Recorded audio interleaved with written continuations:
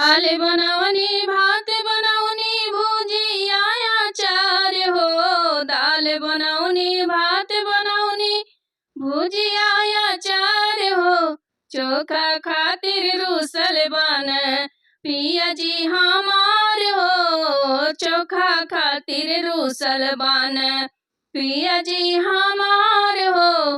दाल बनौनी भात बनौनी भुजिया अचार हो। चोखा खातिर रूसल बन पिया जी हमार हो। चोखा खातिर रूसल बन खनवा बना के हम चलली बाजार हो। खनवा बना के हम चलली बाजार हो।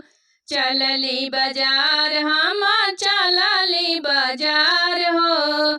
बजरिया में के छैला घूमे हमें के तुहार हो। बजरिया माँ के छैला के हमें तुहार हो। अरे सासू जी के बेटा हूँ ननदो के भाई हो।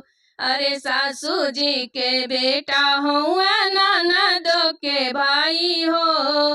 अरे यही दिन लगना यही दिल लगना हूँ पिया जी हमार हो। यही दिल लगना हूँ पिया जी हमार हो। दाल बनौनी भात बनौनी भुजिया अचार हो। दाल बनौनी भात बनौनी भुजिया अचार हो। चोखा खातिर रूसल बन पिया जी हमार हो। चोखा खातिर रूसल बन खनवा बना के हम चलली बाजार हो। खनवा बना के हम चलली बाजार हो।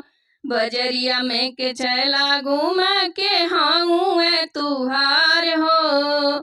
बजरिया में के छैला के हूँ तुहार हो। ससुर जी के बेटा हूँ भसुर जी के भाई हो। ससुर जी के बेटा हूँ भसुर जी के भाई हो। अरे इह दिल लगना हूँ पिया जी हमार हो। इह दिल लगना हूँ पिया जी हमार हो। दाल बनौनी भात बनौनी भुजिया अचार हो। चोखा खातिर रूसल बन पिया जी हमार हो। चोखा खातिर रूसल बन